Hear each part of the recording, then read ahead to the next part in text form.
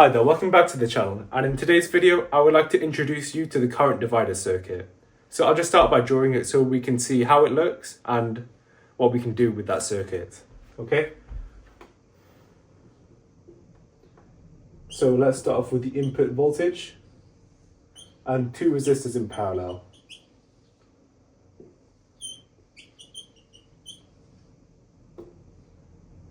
We have R1 and this is R2. So at this point we have the total current flowing here until it reaches this node here. So at this point, by Kirchhoff's current law, we know that the current will split amongst here and here according to the values of the resistors. So here is where I1 would flow, which depends on R1. And here I2 would flow, which depends on the value of R2. So again, by using Kirchhoff's current law, we could state that therefore the total current is equal to the summation of the currents that were split, which in this case of the two resistor current divider is just I1 plus I2 equals total current. And then by using Ohm's law, we can state that I1 is equal to Vn over R1 and I2 is equal to Vn over R2. Okay, so we can start by putting this equation into here. So IT, total current, is equal to Vn divided by R1 plus R2. And we can bring out Vn in this way. So IT is equal to Vn multiplied by this bracket which contains the inverse of R1 plus the inverse of R2. Okay, now we have that. The next thing we would like to do here is rearrange for the input voltage. So here we have the input voltage, which is equal to the total current divided by the inverse of R1 plus the inverse of R2, like this. And we can kind of play around with this expression a little bit. So then we could then say that this is equal to total current multiplied by the inverse of R1 plus the inverse of R2 raised to the power of -1, that bracket. And then this might look familiar if you recall my first video where I illustrate series and parallel resistances to you. So because we have two resistors in parallel here, we can use the product over sum expression. So we can say finally that the input voltage is equal to the total current multiplied by the product of the two resistances divided by the summation of the two resistances, like this. So now we have a complete expression for the input voltage, which accounts for the total current and the resistances, which we can put into here to find total expressions for those values of current. So over here, I1 would be equal to Vn over R1, which is total current multiplied by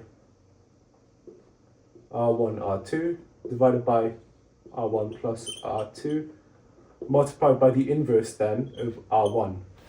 So what would happen here is that the R1 terms would cancel out. So this would disappear, and so would this. So then this is the expression we have for I1 is total current multiplied by R2 divided by R1 plus R2. And we can try the same thing again, of course, for I2.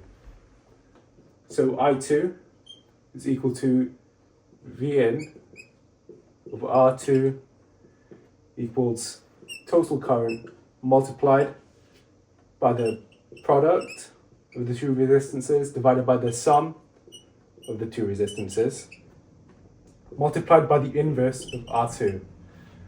So this time the R2 terms will cancel out, which leaves us with an expression for the second current I2, which is equal to total current multiplied by R1 divided by R1 plus R2. Okay, this is the case for two resistors. But what if we were to add another resistor? Okay. Let's add another resistor in parallel. Here we have R3 and the current I3 would flow across it. So this is kind of easier to derive. I can show it to you.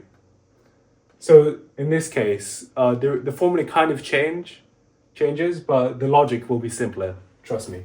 So we have I3, let's say, which is equal to total current multiplied by the inverse of R3 divided by the inverse of R1 plus the inverse of R2 plus the inverse of R3.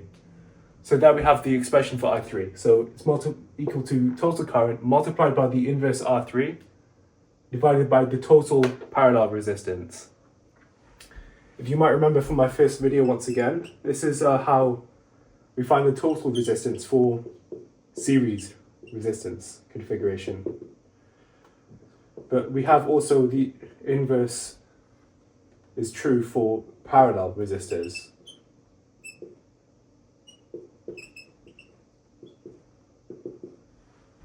Okay, so by looking at that, this looks a lot like this. Okay, so we can simplify this a bit more to make it more general for any number of resistors in parallel. So we could therefore state the expression that, let's say, IK is equal to total current multiplied by the inverse of RK divided by total resistance, like this. This expression is true for when there are more than two resistors in parallel for the current divider. Okay, so with that said, I have some questions for you to try, so we'll cut to that and you can have a go.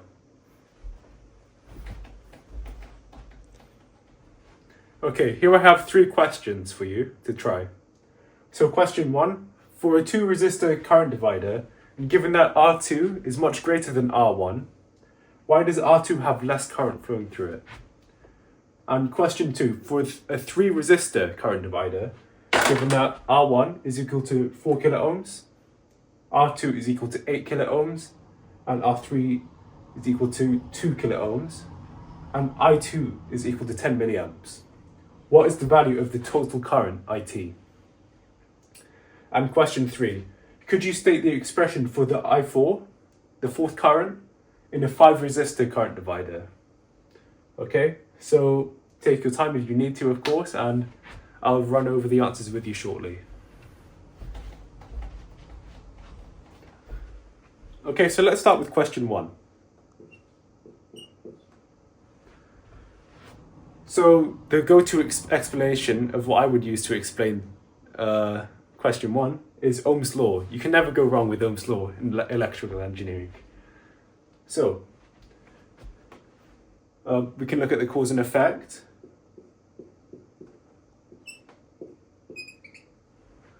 If the resistance increases, the current decreases. So we can kind of use R1 as an anchor, if that makes sense.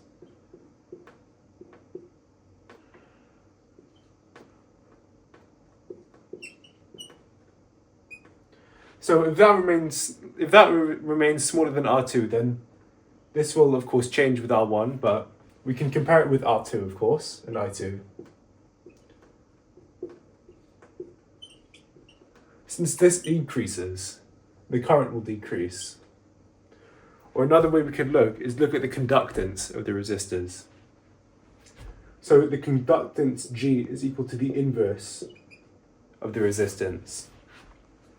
So if the resistance increases, the conductance will decrease.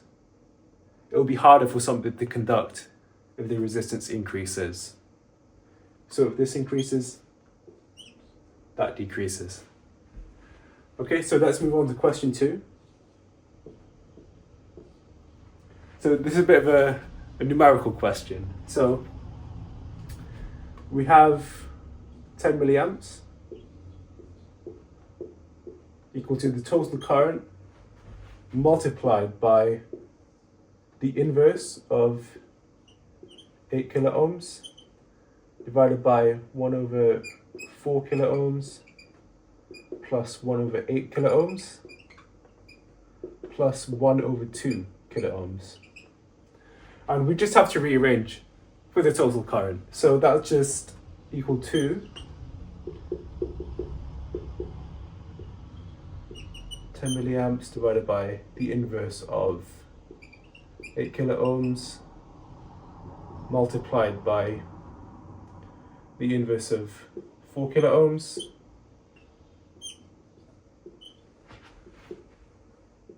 put a bracket there, plus the inverse of 8 kilo ohms plus the inverse of 2 kilo ohms. So this accounts for the second current and all of the resistors. We know all these values, so we can therefore rearrange for the total current. And this is therefore equal to 70 milliamps. Okay, and the last question. State the current for I4 in a 5 resistor or current divider. So I4 is therefore equal to total current multiplied by the inverse of R4, and we'll need a lot of space here I think, divided by the inverse of R1 plus the inverse of R2 plus the inverse of R3 plus the inverse of R4 plus the inverse of R5. And here we have all the questions completed. If you have any further questions about the current divider or anything else that related to this channel, then please let me know in the comments section of this video. So I hope you enjoyed this video and learned something new about the current divider circuit. Thank you very much for watching.